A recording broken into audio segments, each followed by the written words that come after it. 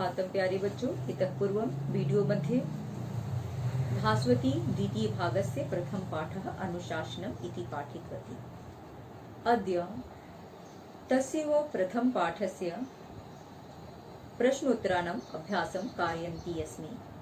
अस्तु, प्रथमः प्रश्नः अस्ति एक पदेन उत्तरत। एक पद में उत्तरत, एक पद में जब भी रहे तो एक पद में ही उत्तर देना है, ध्यान रखना है। प्रश्नः को अस्ति अयं पाठः कस्मात् ग्रन्थात् संकलितः। यह पाठ किस ग्रंथ से संकलित है? तो कस्मात् इत्यत्र उत्तरं भविष्यति तैत्तिरीयो उपनिषदः, तैत्तिरीयो उपनिषद से। तो अयं पाठः तैत्तिरीयो उपनिषदः ग्रन्थात् संकलितः। यह पाठ तैत्तिरीयो उपनिषद ग्रंथ से संकलित है। सत्यात् किम न कर्तव्यम। सत्य का आचरण करने में, सत्य का व्यवहार करने में क्या नहीं करना चाहिए? तो किम इत्यस्य स्थलम आगमिष्यति प्रमादम। प्रमादम अर्थात आलस्य। सत्य बोलने में, सत्य का व्यवहार करने में हमें आलस नहीं करना चाहिए। ग अस्ति आचार्यः कम अनुशास्ति। कम प्रश्नवाचक पदम अस्ति, तो अर्थः अभवत् आचार्यः कम अनुशास्ति। आचार्य किसको अनुशासित करते हैं, अनुशासित उपदेश देते हैं। तो कम की जगह पे आंसर भविष्यति अंतेवासिनम। अंतेवासिनम शिष्यों को। घ अस्ति स्वाध्यायः प्रवचनाभ्याम किम न कर्तव्यम। स्वाध्याय सेल्फ स्टडी और टीचर्स की बातों को सुनने में क्या नहीं करना चाहिए। अत्रापि किम इति प्रश्नवाचक पदम अस्ति, तत्र उत्तरं भविष्यति प्रमादम। तो स्वाध्याय प्रवचनाभ्याम प्रमादम न कर्तव्यम, अर्थात स्वाध्याय और टीचर्स की बातों को सुनने में हमें आलस नहीं करना चाहिए। अंग अस्ति अस्माकं कानि उपास्यानि। हमें किसकी उपासना करनी चाहिए? कानि क्वेश्चनवाचक पदम अस्ति, तत्र उत्तरं भविष्यति सुचरितानि। अर्थात अस्माकं सुचरितानि उपास्यानि। हमें जो सत्कर्म बताए गए हैं, सत्कर्म दिए गए हैं, उन्हीं की उपासना करनी चाहिए। इन सभी का आपको एक पदेन उत्तर बोलना है, एक पद में ही उत्तर देना है। मैं आपको क्वेश्चन अच्छी तरह से समझ में आ जाए और अर्थ अच्छी से समझ में आ जाए, इसलिए अर्थों को बोल रही थी। प्रश्न द्वितीय प्रश्न अस्ति पूर्ण वाक्य न उत्तरतः। पूर्ण वाक्य में जब भी उत्तर आए आपको पूर्ण वाक्य में ही उत्तर देना है। ध्यान रखकर कि क्वेश्चनवाचक पद कौन है और फिर पूरा क्वेश्चन आपको क्वेश्चनवाचक पद की जगह पे आंसर लिख करके पूरा क्वेश्चन आपको उतार देना है। वैसे ही अस्तु अस्ति आचार्यस्य कीदृशानि कर्माणि सेवित्यानि। कीदृशानि क्वेश्चनवाचक पदम अस्ति, अत्र उत्तरं भविष्यति अनवद्यानि। तो उत्तर हुआ आचार्यस्य अनवद्यानि कर्माणि सेवित्यानि। आचार्य के ने जितने भी दोष रहित कर्मों को बताया है उन्हीं का हमें सेवन करना है, सेवन व्यवहार करना है। ख अस्ति शिष्य किम कृत्वा प्रजातंतुम न व्यवच्छेत्सि। शिष्य क्या करके प्रजातंतुम वंश की परंपरा को खंडित नहीं कर सकते हैं। तो शिष्य आचार्याय धनम आहृत्य प्रजातंतुम न व्यवच्छेत्सि। शिष्य जो है आचार्य के लिए गुरु दक्षिणा ला करके अपने वंश की परंपरा को खंडित होने से बचा सकते हैं, खंडित नहीं कर सकते हैं। गौ अस्ति शिष्यः कर्म विचिकित्सा विषय कथम वर्तेरन्। शिष्यों को, विद्यार्थियों को जब अपने कार्यों में संदेह उत्पन्न हो जाए कि क्या करना है, क्या नहीं करना, तो उन्हें क्या करना है, तो कथम की जगह पे आंसर आएगा समर्षिणः ब्राह्मणः। लेकिन पूर्ववाक्येन उत्तरं भविष्यति शिष्याः कर्म विचिकित्सा विषये समर्षिणः ब्राह्मणः यथा वर्तेरन् तथा वर्तेथा। शिष्यों को कर्म के विषय में जब डाउट हो जाए तो समर्षिणः ब्राह्मणः, विद्वान ब्राह्मण लोग जिस तरह की व्यवहार करें या जिस तरह से कहें वैसा ही हमें करना है। घ अस्ति काभ्याम न प्रमदितव्यम। किसको काभ्याम इति पदम द्विवचनात्मकम अस्ति, तो किसको करने में हमें आलस नहीं करना चाहिए, किन दो कार्यों को करने में हमें आलस नहीं करना चाहिए। तो स्वाध्याय प्रवचनाभ्याम न प्रमदितव्यम। सेल्फ स्टडी और टीचर्स की बातों को सुनने में हमें थोड़ी सी भी आलस नहीं करनी चाहिए। ओके, आप लोग भी अच्छे से मेरी बातें सुन रहे होंगे। अंग अस्ति ब्राह्मणः कीदृशः स्युः। ब्राह्मण कैसे होते हैं? तो ब्राह्मणः समर्षिणः युक्तः अयुक्तः अलुच्छः धर्मकामः च स्युः। ब्राह्मण जो है समर्षिणः विचार करने योग्य, युक्तः योग्य, अयुक्तः क्या सही है क्या गलत है, अलुच्छा कोमल होते हैं, धर्म काम अधर्म का पालन करने वाले होते हैं। अस्तु तृतीय प्रश्न अस्ति रिक्त स्थानानि पूरयत। रिक्त स्थानों की पूर्ति करें। क अस्ति वेदम अनुच्य आचार्यो डैश अंतिवासिनम अनुशास्ति। तो अर्थात वेद को पढ़ा करके आचार्य जो है अंतिवासिनम शिष्यों को अनुशासित करते हैं, उन्हें उपदेश देते हैं।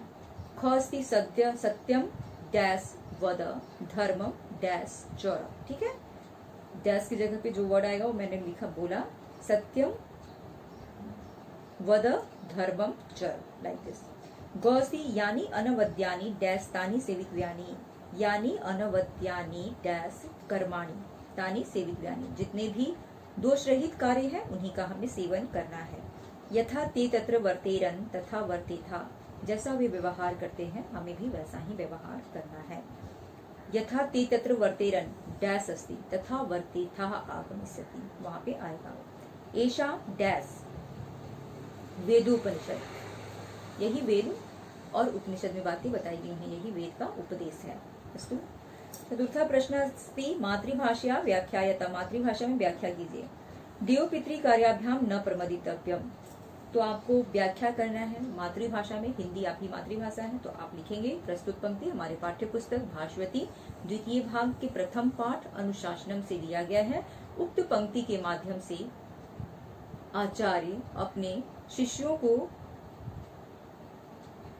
पढ़ाने के पश्चात उपदेश देते हुए कहते हैं कि देव पितृ कार्याभ्याम न प्रमदितव्यम, भगवान जैसे बड़े लोग जो होते हैं उनकी बताई गई बातों को मानने में और करने में हमें आलस नहीं करना चाहिए।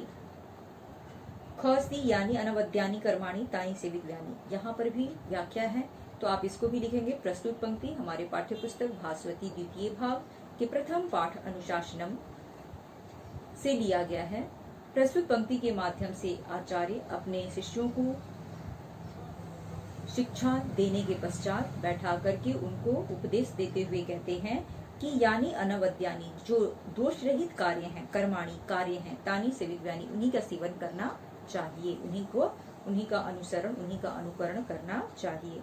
ये जीवन में आपको बहुत काम आएंगे इस तरह की बातें। पंचमा अस्ति अधोनिर्दिष्ट पदानाम समानार्थक पदानी कुष्ठकात् चित्वा लिखता। अधोनिर्दिष्ट नीचे लिखे हुए पदों का समानार्थक पद कुष्ठक से चुन करके लिखना है। तो समानार्थक पद उसे कहते हैं जो सेम अर्थ बताए। सेम अर्थ पर्यायवाची शब्द भी बताते हैं तो दोनों एक ही तरह के होते हैं। पर्यायवाची समानार्थक दोनों सेम पद होते हैं। ठीक है। प्रथम अस्ति क अनुच्य, अनुच्य का होगा संबोध्य। ख अस्ति संविदा, संविदा का होगा सद्भावनया। ग अस्ति ह्रिया, ह्रिया का होगा लज्जया। घ अस्ति अरुक्षा, अरुक्षा का होगा अरुक्षा। अंग अस्ति उपास्यम, उपास्यम का होगा अनुपालनीयम। षष्ठः प्रश्न अस्ति विपरीतार्थक पदैहि योजयत।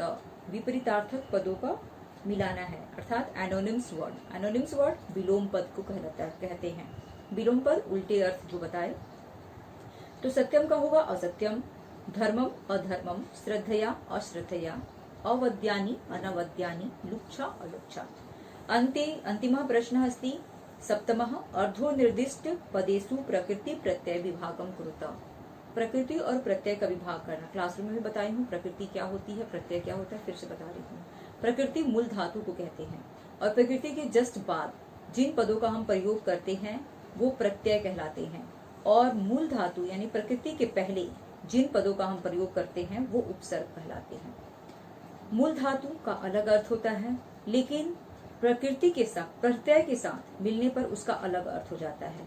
और मूल धातु प्लस प्रत्यय प्लस आगे में जो जुड़ा हुआ उपसर्ग है उसके भी मिलने पर एक और भी अलग अर्थ हो जाता है। तो इस तरह से जब भी प्रकृति और प्रत्यय के बारे में पूछे तो आपको उपसर्ग उसमें है तो उपसर्ग भी बताना है, मूल धातु भी बताना है और प्रत्यय भी बताना है। अस्तु प्रथमः अस्ति प्रमदितव्यम, प्र उपसर्ग मद धातु तव्यत् प्रत्यय। अनवद्यम अनुपसर्ग वद धातु यत् प्रत्यय। उपास्यम उप उपसर्ग अस धातु यत् प्रत्यय। अनुशासनम अनु उपसर्ग शास धातु ल्यूट् प्रत्यय। प्रश्नानाम् अभ्यासानन्तरं योग्यता विस्तारः दत्तमस्ति। योग्यता विस्तारतः अपि प्रश्नाः आगच्छन्ति, अतः एतदपि पठामः। किं लिखितम् अस्ति अत्र? उपनिषद। उपनिषद के बारे में बताई थी, फिर भी बता रही हूँ जैसे लिखा हुआ है बुक में। मानव चिन्तनस्य परम उपलब्धि स्वरूपः उपनिषदः निश्चित रूपेण भारतीय संस्कृति अद्वितीय निधयः सन्ति। मानव चिंतन की परम उपलब्धि के स्वरूप उपनिषद जो है निश्चित रूप से भारतीय संस्कृति की अद्वितीय निधि है। उपनिषत्सु संवाद माध्यमेन जीव जगत ब्रह्म विषयक तत्वानां निरूपणम् अस्ति। उपनिषद में संवाद के द्वारा, बातचीत के द्वारा जीव क्या है, जगत क्या है, ब्रह्म क्या है, ऐसे विषयों के तत्व के बारे में, एब्स्ट्रैक्ट जो अर्थ होता है उसके बारे में निरूपण किया गया है, निरूपण व्याख्या किया गया है, वर्णन किया गया है। एतासाम उपनिषदां प्रादुर्भावः वैदिक ज्ञानस्य विकास परंपरायां जातः। इन उपनिषदों का उत्पत्ति वैदिक ज्ञान की विकास परंपरा में हुई थी। बताया था कि पहले ऋषि लोग वेदों को देखा करते थे और देख करके ही उसका अनुवाचन करते थे, अपने शिष्यों को बताया करते थे। लेकिन धीरे धीरे करके वेदों को लिखा गया, क्योंकि कहीं वो भूल न जाए, ऐसा एक शंका ऋषि महर्षियों के अंदर, महान ऋषि महर्षियों के अंदर आया और उन्होंने वेदों को लिखा।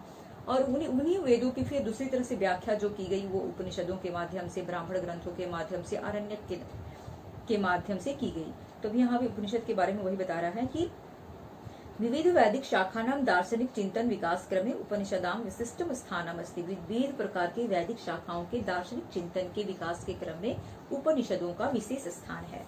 चतुर्णानां वेदानां पृथक पृथक उपनिषदः अस्ति। चारों वेदों के अलग अलग उपनिषद हैं। प्रमुख उपनिषदां परिगणनम इत्थम कृतम। प्रमुख उपनिषदों की गणना इस प्रकार से की गई। ईशा केन कठ प्रश्न मुंडक मांडुक्य तितीरः बृहदारण्यक छांदोग्य च।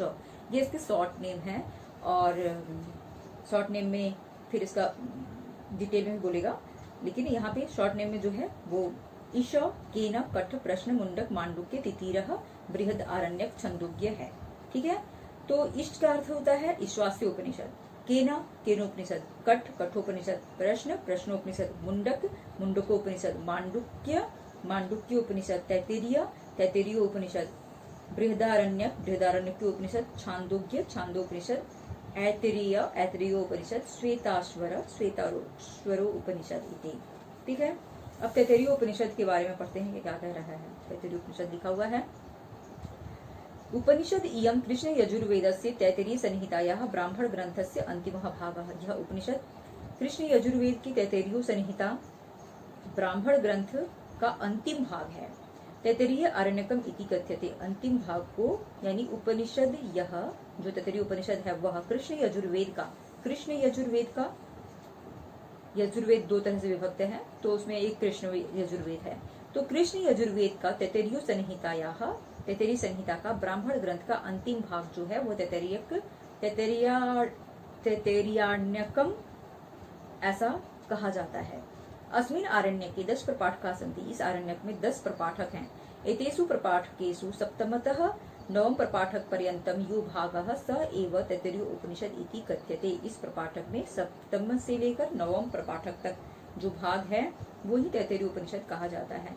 शिक्षावली ब्रह्मानंदवल्ली भृगुवल्ली च तेषां क्रमशः नामानि। शिक्षावली, ब्रह्मानंदवल्ली, भृगुवल्ली इसके क्रमशः नाम है, यानी सप्तम का नाम शिक्षावली है, अष्टम का नाम ब्रह्मानंदवल्ली है और नवम का नाम भृगुवल्ली है।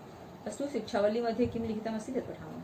अयं पाठः शिक्षावलितः संकलितः अस्ति। यह पाठ अनुशासनम जो है शिक्षावलितः संकलित है, तैत्तिरीय उपनिषद के शिक्षावलितः।